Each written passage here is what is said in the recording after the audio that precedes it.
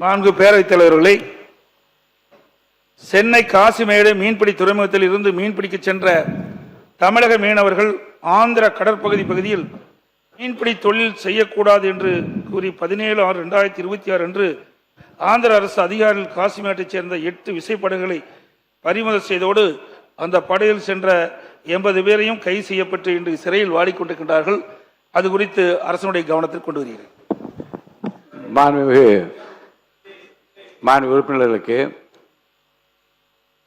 இன்று வரை கவன ஈர்ப்பு தீர்மானங்கள் என்று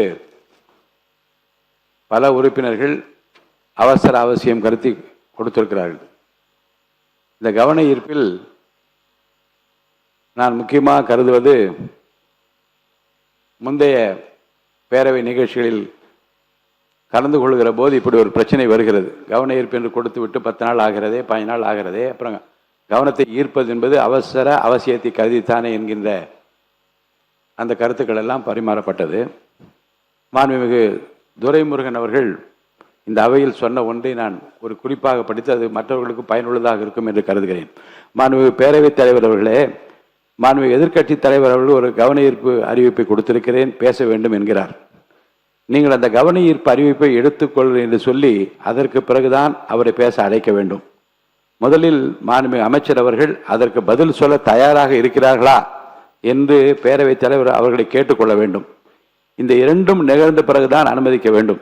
அறிவு கொடுத்த உடனேயே இதில் பேச அனுமதிக்க முடியாது. ஏனென்றால் முதலில் மாண்புமிகு பேரவைத் தலைவர்கள் மாண்புமிகு எதிர்க்கட்சி தலைவர்கள் கொடுத்த நோட்டீஸை அறிவிப்பை ஏற்றுக்கொண்டார்களா, மாண்புமிகு அமைச்சர் அவர்கள் பதில் சொல்ல தயாராக இருக்கிறார்களா என்பதை தெரிந்து கொண்டுதான் பிறகுதான் மாண்புமிகு எதிர்க்கட்சி தலைவர் அவர்கள் கொடுத்த கவன ஈர்ப்பு அறிவிப்பு ஏற்றுக்கொள்ளப்பட்டது, பேசுங்கள் என்று சொல்லலாம் என்று ஒரு விதி, ஒரு மரபு. ஆனால் துறையிடமிருந்து அந்த பதில்களெல்லாம் வரப்பெற்றவுடன் எடுத்துக்கொள்வதுதான் மரபாக இருந்திருக்கிறது. ஆனாலும் கூட அவசியத்தை கருதி இதில் எத்தனை அக்கறையோடு உறுப்பினர்கள் இருக்கின்றார்கள், நம்மால் தேர்ந்தெடுக்கப்பட்டவர்கள் ஒரு நிகழ்வு ஏற்படுகிற போது எவ்வளவு அக்கறையோடு நமக்காக குரல் கொடுக்கின்றால் என்று மக்கள் தெரிந்து கொள்ள வேண்டும் என்பதற்காகவும் சம்பந்தப்பட்ட பாதிக்கப்பட்ட மக்களுக்கு ஒரு ஆறுதலாக அது இருக்கும் என்ற அடிப்படையிலே தான் மென்ஷன் செய்யுங்கள், பதிவு செய்யுங்கள் என்று நான் சொன்னேன். இப்போது பதிவு செய்திருக்கின்றீர்கள். உரிய நடவடிக்கைகள் அரசால் எடுக்கப்பட்டு பிறகு விரிவான விளக்கமான அறிக்கையோ பதிலோ கிடைத்த பிறகு அதை நான் உங்களுக்கு அறிவிக்கின்றேன்.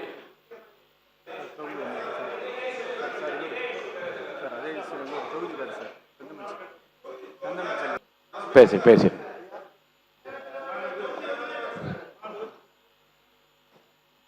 மாண்புமிகு பேரவைத் தலைவர் அவர்களே, நேரம் 0 ஹவரில் இதுக்கு முந்தைய இருந்த அரசாங்கம் எல்லாமே முக்கிய பிரச்சனை குறித்து அரசுடைய கவனத்துக்கு கொண்டு வருவது வழக்கம்.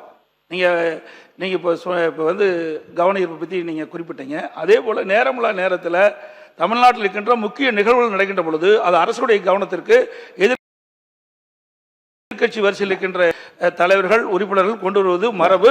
அதையும் தாங்கள் கவனிக்க 55 விதியின் கீழ் எழுத்துப்பூர்வமாக நீ கொடுக்கப்படுகிற அறிவிப்புக்குத்தான் நான் பதில் சொல்லி விளக்கம் அளித்துக் கொண்டிருக்கிறேன். மாண்பு உறுப்பினர் சிவகுமார் முடிச்சிட்டுமே.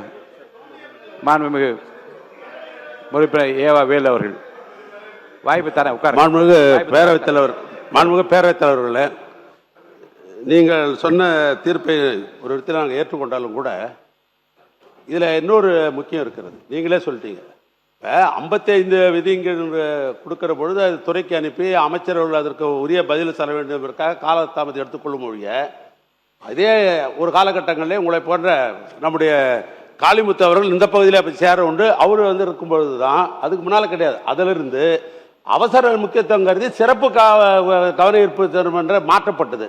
அதனால் ஒரு அவசரம் கருதி தான் சில பிரச்சனைகள் நாங்கள் எழுப்புகிறோம். அது போய் ஒரு 15 நாள் சென்று 20 நாள் சென்று அதுக்கு பதில் வந்தால் அதுக்கு பொருள் இருக்காது. ஆனால் நீங்கள் நாங்கள் 55 தான் கொடுக்கறதுக்கு எங்களுக்கு இருக்குது. அதை சிறப்பு கவனமாக்குற அதிகாரம் உங்களுக்கு தான் இருக்குது. அதனால் நீங்கள் சிறப்பு கவனமாக அவசரத்தை கருதி நீங்கள் எடுத்துக்கணுன்றதான் ஏற்கனவே நடைமுறையில் இருக்குது.